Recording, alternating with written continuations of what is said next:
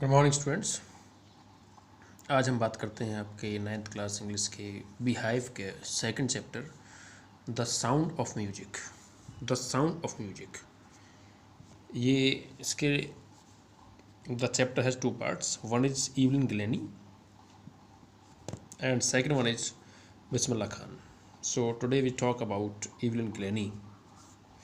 Evelyn Glennie sound of music का एक part है ये चैप्टर।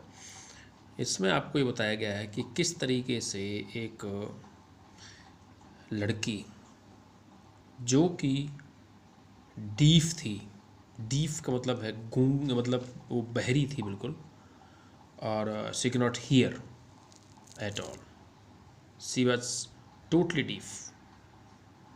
सो आप सोच सकते हैं कि जो सुन नहीं सकता वो एक म्यूजिशियन कैसे हो सकता है, और वो भी at the age of 11 years. When she was 11 years old, her family, her mother came to know about her deafness, her infirmity, and her this special incapability of hearing. तो ये शुरू हुआ सिलसिला जब वो 8 साल की थी। 8 साल से उसने जो है ये सुनने की जो उसकी शक्ति थी, ये धीरे धीरे धीरे धीरे ग्रेजुअल नर्व डैमेज की वजह से कम होना शुरू हो गया। और वो उसे एक दिन ऐसा आया, 11 साल की जब हो गई थी तो वो बिल्कुल भी नहीं सुन पा रही थी। उसकी माँ को पता तब लगा जब एक प्रोग्राम के लिए उसका नाम बुलाया जा रहा था, नाम पुकारा जा रहा था, और वो जगह अपनी जगह से हिली भी नहीं। तो बाद में पता लगा कि उसको ग्रेजुअल नर्व डैमेज हुआ है, जिसकी वजह से उसकी जो हियरिंग कैपेबिलिटी है वो अब चली गई है, शी कुड नॉट हियर। तो ये फैमिली के लिए बहुत बड़ी टेंशन और चिंता की बात होती है कि आपका अगर किसी का बच्चे को ये प्रॉब्लम हो जाती है तो कैसे सरवाइव करेगा, क्योंकि कोई भी इन्फर्मिटी बॉडी में होती है तो आपके लिए सरवाइव करना बड़ा मुश्किल हो जाता है। तो आप सोच सकते हैं कि एक बच्चा जो डीफ है वो कैसे म्यूजिक इंस्ट्रूमेंट सीखेगा। हम आप तो ये सोच भी नहीं सकते। हम लोगों को तो बहाने मिल जाते हैं कि अगर इन्फर्मिटी है तो हम कैसे कर पाएंगे। ईश्वर की कृपा से हम सभी ठीक हैं, फिर भी हम लोग बहाने बनाते हैं। लेकिन इवलिन गिलेनी ने ऐसा नहीं किया। तो आप सोचते हैं कि कैसे वो सुनती होगी म्यूजिक को। जब उसने म्यूजिक सीखा, ऑर्केस्ट्रा सीखा, जाइलोफोन सीखा, ये इंस्ट्रूमेंट थे उसके जो जिसमें वो एक्सपर्ट थी। जाइलोफोन, एक जाइलोफोन होता है एंड ऑर्केस्ट्रा, इनको सीखना और इनको प्ले करना बहुत डिफ़िकल्ट होता है। लेकिन इवलिन गिलेनी ने हार नहीं मानी। और आपको ये जान करके आप you will surprise to know कि वो अपनी वेस्ट जो होती है, अपनी जो बैक होती है, कमर होती है, उससे निचले वाले हिस्से से और ऊपर वाले हिस्से से सेंसेशन, जो वाइब्रेशन होते हैं, म्यूजिक जब बजता है तो कुछ वाइब्रेशन हवा में आते हैं, उनको उनकी सेंसेशन को फील करती थी, मतलब वो उसको महसूस करती थी। ठीक है। रॉन फॉर्ब्स जो एक बहुत बड़े तबला वादक थे, रॉन फॉर्ब्स ने इस बात को उजागर किया और ये म्यूजिक सीखा उसने बहुत ही डिटर्मिनेशन और हार्डवर्क के साथ में।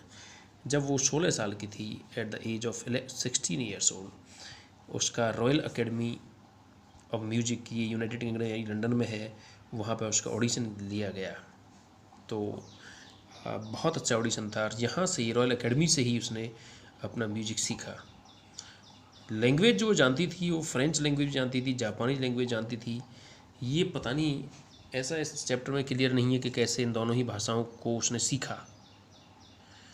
तो आप देख सकते हैं कि she could feel sound vibrations through her bare feet. जब वो किसी कंसर्ट में, किसी म्यूजिक प्रोग्राम में बैठती थी तो नंगे पैर बैठती थी। नंगे पैर का मतलब ये है कि ताकि वो म्यूजिक की जो वाइब्रेशन है, जो धरती से होते हुए, ज़मीन से होते हुए उसके पैरों के रास्ते, और वो उनको फील करती थी। 1991 में उसे सोलिस्ट ऑफ द ईयर अवार्ड मिला। ये उसका एक अचीवमेंट था। वो कहती है, खुद इवलिन गिलेनी कहती है कि सी इज वर्कहॉलिक। वर्कहॉलिक का मतलब होता है कि आप जब एडिक्शन हो जाती है, आपको काम करने की लत लग जाती है, मतलब आप काम करे बिना रह नहीं सकते, तो वर्कहॉलिक वर्ड यूज किया गया है इसके लिए। और ये जब इसके म्यूजिक प्रोग्राम चलते थे और इसने जब काफ़ी नेम एंड फेम कमा लिया दुनिया में, तो ये चैरिटी वर्क भी करती थी। ये फ्री कंसर्ट का मतलब होता है अपने फ्री म्यूजिक प्रोग्राम प्रेजेंस में और हॉस्पिटल्स में देती थी। तो ये चैरिटी वर्क भी करती थी एवरी ग्रैनी। ठीक है, तो हम ये कह सकते हैं कि वो डीफ चिल्ड्रन के लिए, जो बहरे बच्चे हैं, उनके लिए एक शाइनिंग इंस्पिरेशन है इवनिंग ग्रैनी।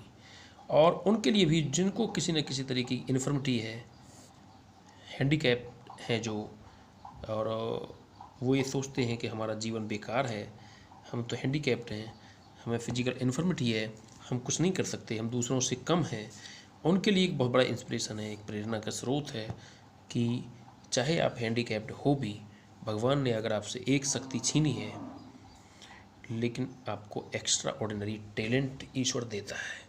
तो ये जो है the sound of music chapter का एक पार्ट है इब्न ग्रैनी। इसी का सेकंड पार्ट जो है Bismillah Khan, that will be explain by me tomorrow. Thank you, have a nice time.